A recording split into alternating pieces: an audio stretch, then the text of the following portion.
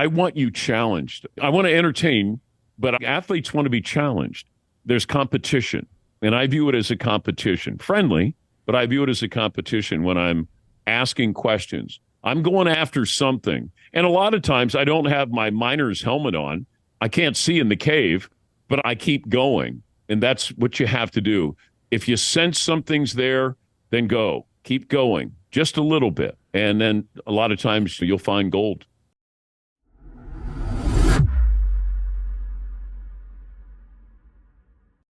Dan, Patrick, great to have you here on the Learning Leaders Show. Welcome. Welcome. Thank you. So, uncommon commonality, man. I had season tickets to UD basketball games growing up. Top six, Nigel Knight, Alex Robertson, Bill Ewell. I didn't go to UD, but I went to all the basketball games growing up, man. It's great to talk to another Dayton guy. Why didn't you go to Dayton? Well, I played football in college, and they didn't really have a great Division I football or even a Division I football program. So I actually went to Miami out of high school to play, and I ran into another quarterback who was a little bit better than me, my same age, Ben Roethlisberger. So I had to transfer and finish at OU, but yeah, fellow Ohio guy, man. Oh, okay. I spent a few Halloweens at Ohio University. What do you think? I don't remember, to be able to think, but I was told it was fun at Ohio University. You didn't end up in the drunk tank or arrested? No. You made it? But I think the Cat's Den, if that sounds right, a bar burned down when we were there. Nice. Yeah. Awesome. Yeah, we had fun times. It was actually, Halloween became a weekend where the coaches would always schedule us an away game. So if we got back, it was way late, but we still tried our best to make the most of each of those nights. But you know how football coaches are. I had friends who went to OU and Miami of Ohio. But you know what? People at Miami get upset when you say Miami of Ohio, since Miami of Ohio was there before the University of Miami, I believe. Yeah, I think you guys they get said, a little territorial there. Yeah, they get kind of weird about that. I try to say, hey, whatever. If you've heard of us, that's great. I'll take it. But anyway, it's awesome to have you, man. I was recently watching an interview you did with another Ohio guy, Joey Votto, and I've loved your Joey Votto interviews over the years. I'm a Reds fan. I think he's a really thoughtful guy. But what it really highlights to me is the fact that you have such a disarming style that gets people to open up. And I was curious, as somebody who interviews people for a living, what is your overall philosophy on interviewing and getting people to open up so much that I feel like when they come on your show, it's the best interviews they do? And that was what I was most curious to learn from you. So what's your overall thought process on your interviewing style and philosophy? I don't treat each interview differently from the standpoint of start, middle, and end, but I do treat each individual different because he's got a different personality than, Joey Votto or Shaquille O'Neal or Charles Barkley. But you're still looking for the same thing. I want you to tell me stories. I want you to make it seem as if or feel as if you're eavesdropping as a member of the audience. You're listening to a conversation that maybe you shouldn't be, but you're glad you are. But I want you relaxed. I don't do gotcha journalism. If it's a tough question, it's a tough question. Sometimes I ask tougher questions to the people I really know than those that I don't know, because those who do know me know that I don't have ill intent. I have to get an answer. I'm a conduit to my audience. Whatever it is that I got to get out of you, I'm giving it to my audience, because ultimately that's who I'm entertaining. And I've had subjects who have said, hey, can you give me the questions beforehand? And I said, no. Hey, well, you can't ask this. Oh, I can ask it. You don't have to answer it. Like that. Don't give me rules, parameters prior to doing this. I've told, like Barry Bonds, I just said, just don't do it. He didn't want to talk about steroids many, many, many years ago. I said, all right, then don't do it. And we canceled the interview right before he was going to come on. I'm just like, no, that's not how we do it here.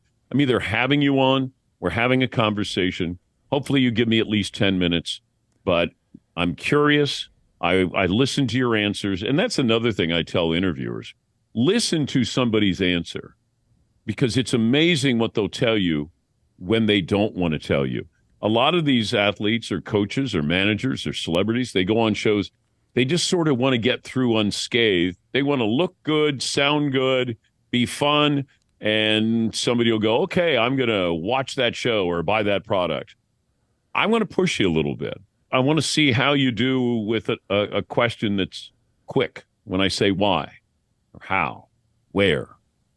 I find a lot of interviewers load up. They ask a question, answer a question, ask a question.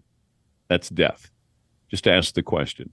We're so worried about being insecure or look at or viewed as insecure, like, oh, he doesn't even know the answer. Most of the time I know what the answer is or could be, but my audience doesn't. I don't want my person I'm interviewing to go, yes or no. I want him to be, why do you think you're able to be successful against them? Or, hey, you're so successful against them, and it seems like you guys always do the right thing, so how are you so successful? All you got to do is say, why are you successful against them? That's all. But we get caught up like, oh, my God, I got to sound like I know what I'm talking about. And I went through this, but then I got to a point where it wasn't good conversation. And I don't do that with my wife or my kids. I don't say, how was your day? Because your day was probably pretty good, I'm going to guess, but how was your day? And just say, how was your day, hon? That's all.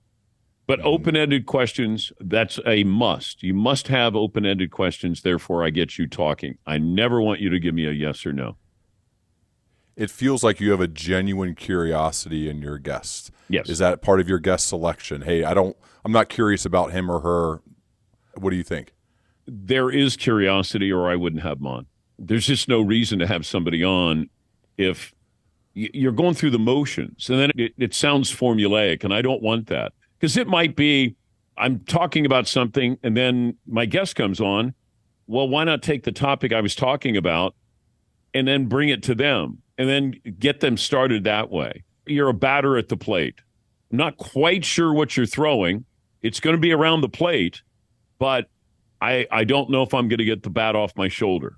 I want you to get the bat off your shoulder. I want you to take a swing at whatever I'm giving you and know that there will be follow-up pitches. There could be a brushback pitch. There could be one in the dirt. There could be one that you don't even see coming. But that's sort of the philosophy that I have every single day with every guest.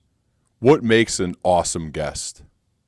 Somebody who tells stories, somebody who is relaxed and not measuring their words. And when I ask you a tough question or what could be perceived as a tough question, you answer it, the best you can, because there's certain things that you tiptoe, there's trepidation. I don't want somebody to put themselves in a position where I've backed them into a corner and you come out swinging. Scottie Pippen was on the show. This is a while ago. And Scottie was talking about Phil Jackson. And he basically called him a racist. So he calls his coach a racist. And none of the national media picked up on Scottie looking at Phil Jackson this way. They were talking about something else that had to do with Michael Jordan. And I go, what are we doing here? But Michael Jordan gets clicks. Phil Jackson is one of the greatest coaches of all time. And I'm going, wait, Scottie Pippen, Hall of Famer, is calling, I think, Phil Jackson a racist. So I had my guys, I said, get Scottie on. And so I was fortunate that he came on and I was able to ask him that. And did you want to clarify what you said about Phil Jackson? And it was basically no, that he was calling him a racist. I didn't care about what he thought about Michael Jordan or The Last Dance. This to me was right there in front of us. And then no one was picking up on it. But I thought that I owed it to him to let him understand how I perceive that. And he basically confirmed what I thought. Wow. What's your prep process like? Well, I am prepping now, and I've got, for tomorrow, but it's just reading. I don't like to have too much. I like to have enough that will lead me into things. There are times I'm looking for just a nugget, and it could be, I didn't realize this, but, and then now we got something where we're starting off differently than you normally do. And it gets back to, I want you challenged. I want to entertain, but athletes want to be challenged. There's competition. And I view it as a competition, friendly, but I view it as a competition when I'm asking questions. I'm going after something. And a lot of times I don't have my miner's helmet on. I can't see in the cave, but I keep going. And that's what you have to do. If you sense something's there, then go. Keep going. Just a little bit. Just a little bit. And then a lot of times, you'll find gold. By competition, you mean you want to get athletes to want to do better on your show than another, or you are competing against other interviewers? What do you mean by competition? It's me against you. Huh. And are you going to give me something? How do I get something out of you? Athletes get interviewed more than anybody else in America. And my job is to kind of get you to think differently when you're on my show, knowing that I'm going to say something. I'm going to quiz you on something. I'm going to question you. I'm going to push you a little bit. That's the competition. No, I don't compare myself with other interviewers. Who are some of your favorite interviewers? Well, I like Howard Stern because of his prep work. I think Howard has great research. Howard sometimes wants to find out the answer or tell you the answer before you tell his audience the answer. And you can't do that, because then you might get a yes or no answer. But his prep work, that he'll dig up nuggets, and he's very, very curious. That's really important as well. How he phrases his questions, I could find fault with that. But at the end, what is he getting out of these people? They go on there wanting to please Howard. That's really important. And so the end result is he still gets a great interview, but he's created an environment, a platform where you go on there, you don't want to disappoint Howard. I always thought that he did a wonderful job. Andrea Kramer, who is in the Pro Football Hall of Fame, great writer and reporter, she is wonderful. Textbook. That you're asking questions and you're getting out of the way. You're getting your ego out of the way. Bryant Gumbel on Real Sports. Bob Costas can be, really, really like boom, right there to the intersection. And I've great pride in knowing and seeing Bob do that on a very, very high level. So those are just some of the people. There's a lot of people who do it well. But there are a lot of people who think that their way of doing it is ask, answer, and ask. And it'll drive you crazy now when you start to listen to shows and you're going to hear that over and over and over. And you're going to be like, just shut up. Just ask the question. I know I do it. I do it myself, Dan. Yeah. I'm critiquing you in my head as we do this. Of course you are. Yeah. And I'm thinking of that as I ask these questions. So it's but I don't have all the answers, but I know what the answers are. I don't always do it correctly. So I'm guilty of it, but I'm always thinking, you're asking that question. How would I have asked that question? So I'm in a space that you don't want to be in. Because it's every day, it's every moment where you're thinking, how do you ask the right question, right time? I read about Howard Stern's influence on you, notably how he brings other characters into his show. Mm-hmm. You do that. Yep. What's your overall philosophy on bringing other characters into your show? I wanted to have what would amount to a studio audience. That I could get reaction. The thing I love about radio more than anything, it's the purest form of the media, because I can say something and now you can visualize it. You let me in your car. You could call the show if you want. You can email the show. You can text the show. There is reciprocation there, but I love being in your head. I love being that voice that's in your head. I'm in your car. It's an intimate setting. And I wanted to have a studio audience with my guys, the Danettes, who are responding in real time. If I say something, I make a mistake or something's funny or something serious, then I get their reaction right away. Or I can get their reaction. And they're all different personalities. And you just get a cross-section of opinions. And to me, I didn't want to keep hearing my voice. I was tired of my voice. But I thought collaboratively we could have voices, and you can still distinguish between my voice and theirs, but it kind of cuts down on the amount of time you're hearing me. I don't want to have you just be like, you know, zoning out because you're hearing the same voice with the same sort of repetition.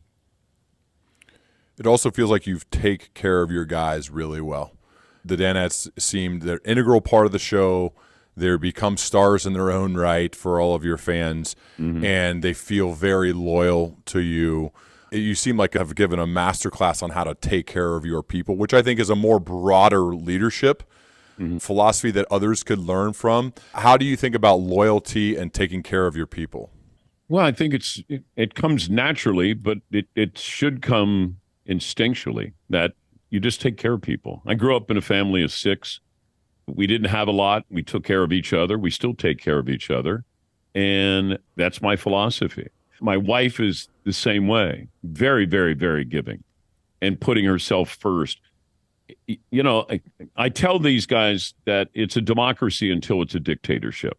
Like, I want it to be a democracy, but if it has to be a dictatorship, then it's going to be in that moment or for this issue, this topic, whatever it might be. But I want to make sure they know at the end of the day, through all of this, bottom line, I'm always going to have your back. I'm always going to take care of you. You're always important to me. And I never want them to lose that. And there are times that they do, because there are real feelings here.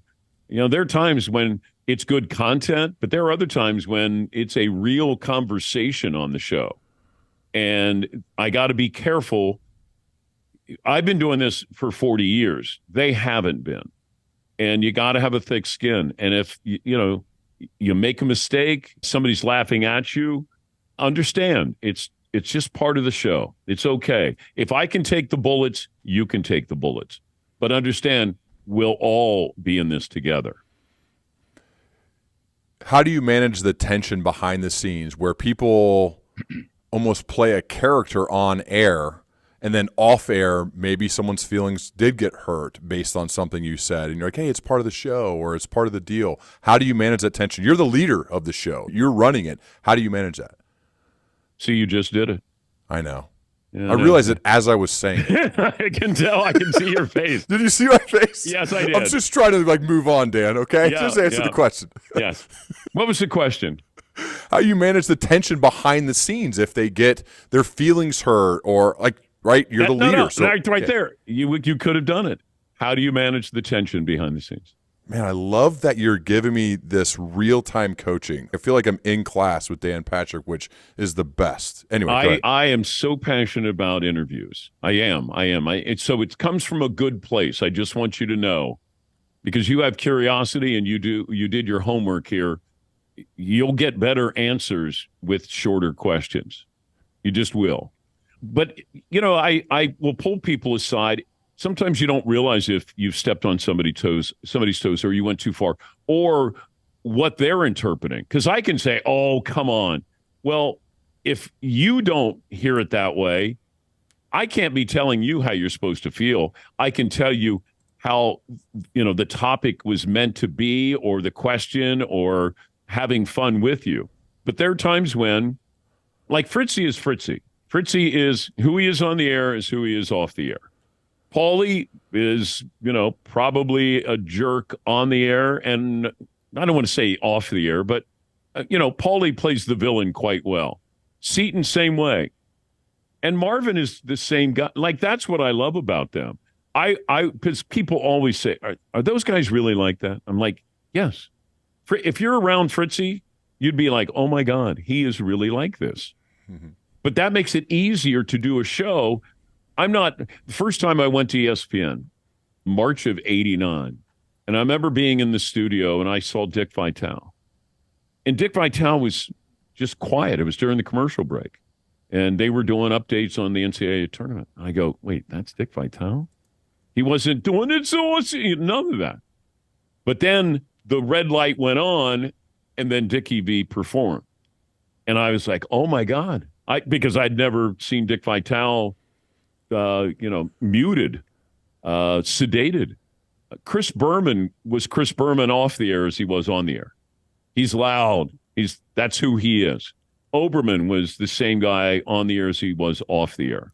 And most of the guys are that because it's easier to do. You're not an actor, but you're trying to still have fun. And I think that I always tell my guys, it's about content. What are we creating today? What did we create in that last segment? What did we get out of that interview? Like, keep questioning them just so they keep questioning themselves. And I want them to be better. But, I don't want to be too overbearing that I have I want them figuring these things out instead of me telling them what they're supposed to figure out. What was the magic behind the Big Show? Look at you. Look at you. What's the magic? I don't think we knew that it was magic. I don't think we tried to be something other than ourselves. And that's really hard to be. Somebody says, "Oh, just be yourself." If I don't know who I am, how can I be myself? It took me a long time to be myself or understand what that meant. I was still stuck in the CNN where I learned how to report, and it was all about the product in front of you, not about you, but what who you represent, and if you're doing highlights. And then when I got to ESPN, I realized everybody was having fun, but I was still sort of buttoned up. And then one night, I would watch every Sportscenter I did. I'd get the tape, and I'd go upstairs, and I watched the entire episode because I was looking for things I didn't do well. And that's not what you should be doing. You should look at the positives. But I was looking at, minute stuff. The timing of a home run call to the ball hitting the bat. Like I was micromanaging. And then Keith Olbermann walked by me and he said, "Will you stop? You got the bleeping job." And he was right. I had this prime job, 11 o'clock Sportscenter, but it was like I was still auditioning. And after that, I allowed myself to have more fun and be more myself. The radio show is a true reflection of me and my personality. And I'm very lucky with that. I don't have a boss. And, we want to have a guest on, we have a guest on. We want to talk about something, we talk about it. If there's things that have nothing to do with sports. So having that luxury and being able to accentuate it was, I think, really important for Keith and I. We knew sports. We could write. We broke stories. But we also, I think, could have a subtle, sneaky way of having fun with the highlights. And I don't think too many people did that back then. How did you plan for the Big Show, Sportscenter with Olbermann? As far as... What does it look like the 3 hours before the show? Oh, gosh. We start writing at 5. Okay. And 6 hours. Yeah. So it's 5 o'clock, and then you get to be around 9:30. You're watching all the games that you can because you're doing the highlights live. There'll be times when you get the information while you're reading the introduction to the game itself, and you get what is called a shot sheet, a piece of paper. And on that, somebody will hand it to you, and they'll go, Reds in Milwaukee tonight. And then you get the piece of paper that has all the information. And now I haven't seen it. 75% of the time we would do highlights, we didn't know what was in the highlight. And it really tested you because you had to be able to think on the fly. It's live TV, get the names right. And that's why there was such a high that you had. When you were done with that 11 o'clock Sportscenter, it's like you could fly because it took so much energy to do it, and it would take the energy out of you by the end of, an hour show. But it was fun. And we didn't know if we were popular, but I didn't do it to be popular. I did it because I didn't have another job to fall back on. Like, this is all I knew how to do. And I was getting to do that at Sportscenter. And Keith and I never, ever discussed what we were going to talk about. Never gave hey, I got a punchline. Never. It was never, ever scripted, ever. Because we wanted the natural reaction. And it was Keith and myself, a floor director, and then you'd have 3 camera people. If we could make them laugh, then we thought we could make our audience laugh. But by no means did we set out to revolutionize or change or anything. It just sort of happened. We blew up at the right time. What made you leave? I left because I wanted to be able to spend more time at home. Mm-hmm. I think in the business, it kind of nurtures being selfish. It creates a selfish environment. You have to think of yourself, and I got to do this, and I got to get ahead, and if I don't, then somebody else, and there's competition, tremendous competition at Sportscenter. And we have 4 kids. They were 4 kids under the age of 7, and I was working second shift. And here I am, going to the NBA Finals and the World Series, and I'm covering all these things and the ESPYs, and we're being featured, and my wife's raising our kids. And I just remember that morning I was going to go up and sign a 5-year contract. And she said, the kids are going to be out of the house. They were 9 through 15. And I said, oh, no, but I didn't see it. She saw it. And I just remember driving up to ESPN, 55 minutes. And I went upstairs, and my boss said, all right, so what are you going to do? Take it or leave it?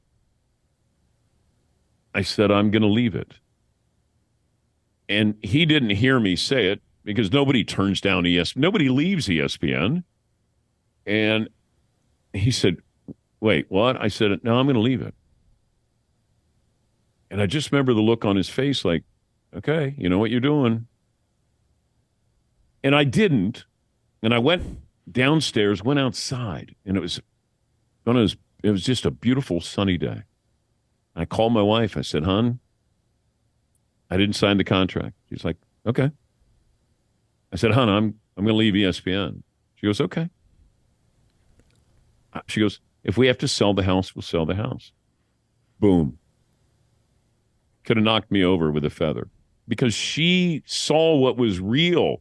I lived in a fantasy world. I wanted to be able to do my show close to home and just be around. I have 3 daughters. It was really important to be that father figure. And I was missing out on all of it. And that played an integral role because you can't say I left ESPN to go to a better job because I did the show for 3 years in my attic at my house. The Danettes would come over every morning. But it brought us closer together.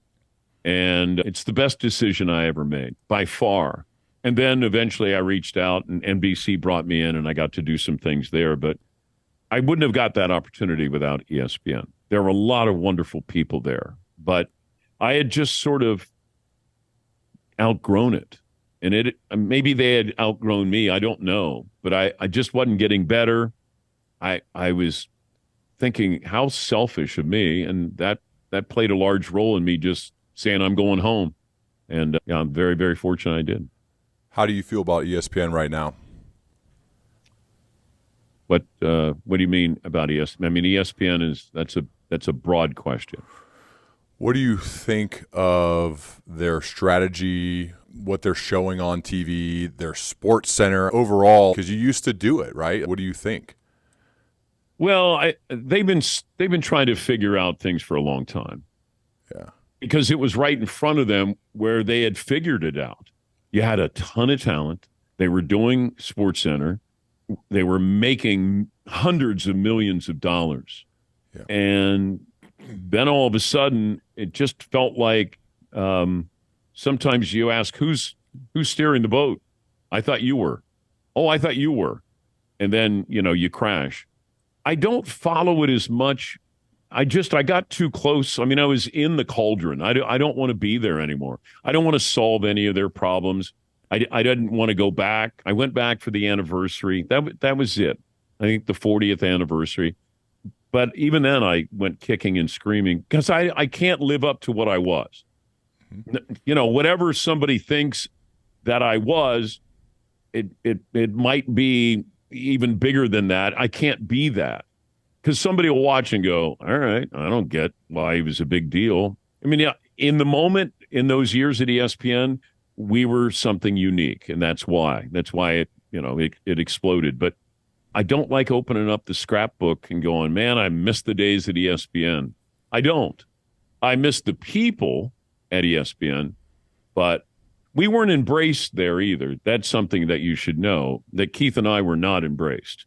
They didn't want us to be stars. Why? They didn't want another Chris Berman, is what member of management told me. Like, they didn't want somebody that they couldn't keep under their thumb. And it's not like Keith and I were trying to lead a revolution here. We just wanted to do our show. And I think if they had left us alone to do our show, because they thought we were getting too big, they thought that we were acting too important. We called ourselves the Big Show, but we mocked ourselves. We didn't know who was watching. And Ed Sullivan used to say, it's a really big show. And I remember Keith said one night, welcome to the Big Show. And that was it. But other anchors were like, well, wait a minute. Why are they're at Sportscenter? So we got yelled at by management saying, you have to say this is Sportscenter. So we got called in to a room with a lot of wood paneling, and they were banging the desk with their fist. And I just remember that we would call it the Big Show, and they said, from now on, this is Sportscenter. We get out of this meeting. It's not a meeting. Really, it's a hearing. And I just remember looking at Keith. Keith's like, bleep him, man. And I had 3 kids at the time. And I'm like, I can't lose this job. And he said, no, bleep him. We'll give him this as Sportscenter. So that night, we overemphasized, this is Sportscenter. They made an ad campaign out of it.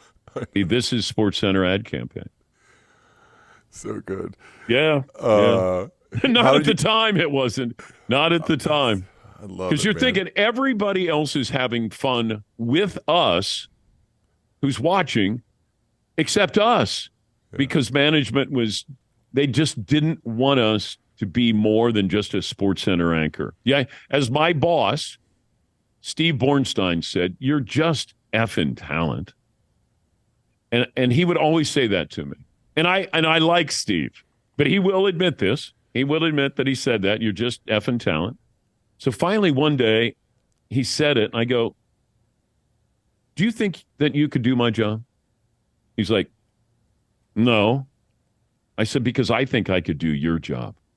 So can we stop saying you're just effing talent? Because management would look at you like, oh, God, what do you want now? Talent. Diva. I had one of my bosses, Mark Shapiro.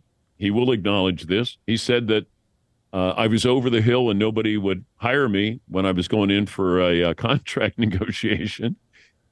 And I, of course, was like, all right, I'll sign it, not realizing that he's saying nobody would sign me, but please sign and stay here at ESPN. So, I mean, you had this adversarial relationship where it was management and talent, and it was uncomfortable at times. How did you end up in so many Adam Sandler movies? Well, as Sandler tells the story, he was going to have Keith Olbermann in Happy Gilmore, playing the announcer role that went to Vern Lundquist. And then I guess a couple of days before they were going to shoot in Vancouver, Keith decided that he was not going to fly. I didn't know this, and then I saw Sandler at a Knicks game. I don't know how long after that, but I just said, hey, Sandman. And then it was during halftime of a Knicks game, and he was sitting by himself. He goes, Danny P. And I said, how you doing? He goes, your boy screwed me over. He said, you're going to have to be a little more specific. And so he told me the story. I said, next time you need somebody, I'll be there for you. He goes, Danny, you're in my next movie. You're going to be a police officer. You're going to have a mustache, and your name is Danny McEffin Patrick. So I was in The Longest Yard. I play a police officer with a mustache, and I'm right at the beginning of the movie arresting Sandler. And we've been friends ever since then. I think it's 20 movies, and he's become a very, very good friend. He wrote the foreword to the football book that I wrote. He didn't even know what a foreword was. I think you just wrote about the Jets, right? Yeah, well, I told him. I said, "What are you passionate about?" He goes, "Danny, I hate the Patriots, but I don't want to write about that." I said, "Well, then write about the Jets." He goes, "Okay." And then he goes, "How long is a forward?" I go, "Just write until you stop writing." And then he wrote it in a day and then sent it back. I go, "That's great." So he's got the forward to the football book that I wrote. I love that it has nothing to do with you or anything. No. It's unlike any forward I've ever seen. It's just about his love of the Jets. That's it. Well, it's sort of the way the book is. Joel Cohen writes for The Simpsons, and he got a hold of me. He was going to have me in The Simpsons. I'm going to be an announcer for Homer rock skipping contest, and it's coming out, I think, in December. And he said, "Hey, we wrote a cameo for you." And then we started talking about the butt fumble. We started talking about the tuck rule. We started talking about the Whizzinator. I'm like, all these topics. And then we were playing verbal tennis, like just back and forth with things. And then he goes, "Hey, I'm going to write all these things down. Would you want to write a book together?" And I said, "Sure." Like, sure, I'll do it. But more importantly, when's the Simpson episode? I didn't think there was going to be a book. And then he came back with stuff. And then he goes, "Hey, I got friends who all have things they want to get off their chest. And I need you to come up with 10 more things." So then I'd give like 15 more things. It was just like we threw it into the blender and just poured it out. A lot of these books, most of these books about the NFL are serious. It's about the gladiators and the moments, the memories. We wanted to still have this about the gladiators and the moments and the memories, but have fun with them. And that was the approach to the occasionally accurate annals of football. The occasionally accurate annals of football, the NFL's greatest players, plays, scandals, and screw-ups, plus stuff we totally made up. It's an amazing title. One more about Just Go With It with Adam Sandler. Dave Matthews, my favorite musician. What was it like acting alongside Dave Matthews? I was told Dave had no idea who I was. Had no idea about sports. Guys in his band, his drummer, Carter's, big sports fan. Yeah. But first time I meet Dave, we're in Hawaii. Everybody's out at a family dinner, and I'm seated across from Dave Matthews. And Sandler goes, "Danny?" So he's introducing me to Dave. "Dave, Danny." I went to shake his hand, knocked my beer over on his lap. So by the end of the night, we were doing karaoke, and then we ended up doing that scene together where I play a nightclub owner with Jennifer Aniston and Nicole Kidman. Classic. But he's really funny. He's very sharp, great sense of humor, and I enjoyed hanging out with him because, he'd say, "I don't have any sports questions to ask you." And I said, "That's okay. Don't worry about it. We can talk music. We can talk whatever you want. Don't have to talk sports." He goes, "Okay," because I don't know anything about it. And I went to a couple of his shows. I went to see him one time in Hartford, Connecticut. I'm like, "Hey, I'm going to come see the show." He goes, "All right." So go backstage. And I could tell that he's uncomfortable because it's my wife and my daughter and me. And he doesn't know what to talk to me about. So he goes, "Hey, come here." And we walk down and we go into Carter's dressing room. He goes, "Carter, you know who this is?" He goes, "Yeah, it's Dan Patrick." He goes, "All right, can you guys talk?" And then Dave went to his dressing room. So I was like, "All right, thanks, Dave. That's it." I love it. One more, Dan. Let's say you're meeting with somebody who's a recent college grad. Perhaps they graduated from Full Sail University, where we could get into that, but you teach broadcasting.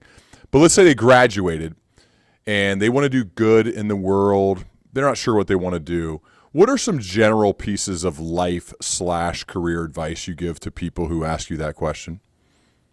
I haven't been asked that question, but really? I do tell my students that we give you hands-on experience. I can help you over the wall. What you do when you get over the wall is you.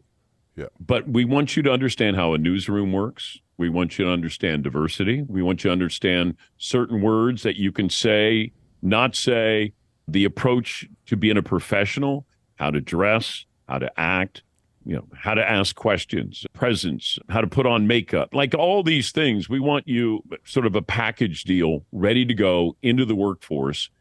And I place calls to news directors. If I can help you get that job, because it's my name, it's the Dan Patrick School of Sportscasting. Your degree is in sportscasting.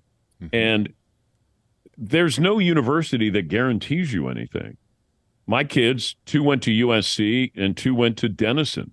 Well, nobody guaranteed them a job. We're doing our best to guarantee you a job.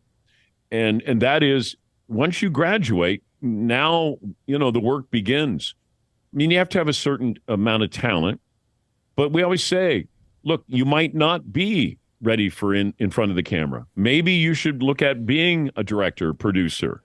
Maybe you want to be a cameraman. Like, you can still be in the business and have a long career. But everybody gets caught up. And just about everybody I worked with wanted to be on air, and then they became a producer, coordinating producer, an associate producer. And I said, there's no shame in that. It's just certain people can do it and certain people can't. But have them understand that you have to be ready to go. If we get you this opportunity, and as you know this, being in the business, it's right place, right time. And what do you do with that one chance? And if you take advantage of it, it could change your life. And it's the most rewarding thing I've ever done in this business, because you're changing people's lives. They're getting a job to be a sportscaster. Now, it might be Macon, Georgia, Bozeman, Montana. But I said, everybody has a place where they were from. It's up to you to, now where do you want to go with that? Be humble, be hungry. That's my motto.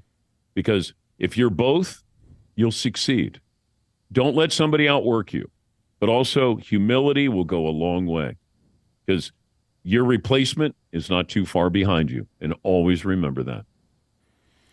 So good. The most recent book, which is hilarious, is called The Occasionally Accurate Annals of Football, the NFL's greatest players, plays, scandals, and screw-ups, plus stuff we totally made up. As mentioned, Adam Sandler wrote the foreword, which is hilarious. The whole thing is. Dan, thank you so much for doing this, man. I would love to continue our dialogue as we both progress. So much fun for me.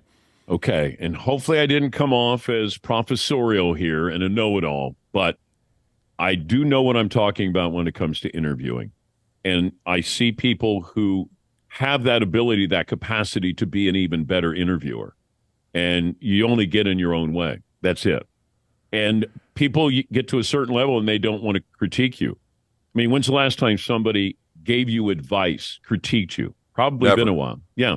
Hardly ever. I yearn, as a former athlete, as you know, we yearn for coaching and feedback. Sure. We watched film of every rep of every practice, Dan. Everything we did, we got a grade, obviously of the games too. So I love and crave feedback. I try to get it. It's just hard to get. So to get it from Dan Patrick is obviously like, it's Mount Rushmore. It's as good as it gets. So I'm super appreciative, man. But you're interviewing, the questions when they were shorter and direct make it, you're more likely to get something off the cut. If you give me time to reload, then you're not going to get that spontaneity. And your questions got shorter and more direct, and they got better. Therefore, the challenge was on me to I got to come up with an answer. And I think that's really important. Stay curious with it. Do your research. Yep. Never, ever get caught where you make a mistake and you go, oh, or I didn't know that, where it's something obvious. It'll happen. But the more curious you are of whoever you have on, and what does your audience want to know? Like, what's interesting? Sometimes when you're interested, then your audience is interested. When you're excited, then they're excited. Because if they buy into you, then they're buying into what you believe they're going to be interested in. It's a fascinating world that we live in. And to be able to take advantage of that on a daily basis, a weekly basis, a monthly basis, we're very, very, very fortunate. And I never, ever want to lose sight of that, where you mail in an interview, where you go, yeah, I got this. Yeah. To this day, I'm constantly talking to Paulie, my producer. What do you think? What do you like? What's different? What's unique? What do people care about? Why are we having him on? Like, those are the things that are really important. Keep questioning. And if you have somebody who's honest with you, have them really be honest with you. Because my wife is honest with me. It hurts sometimes, but it's helpful all the time. Do you think one question on that, Dan? If when you have the longer question and it gives them time to think, do you think that could sometimes create a better answer? I haven't found that. I just find that, like, my best questions ever. Why? Yeah. How? Because, if I can give you time to think, then I'm going to give you time to think about putting up a little bit of a wall. I don't want you to have a wall. I want it to be, you guys had 18 sacks. What did you take advantage of?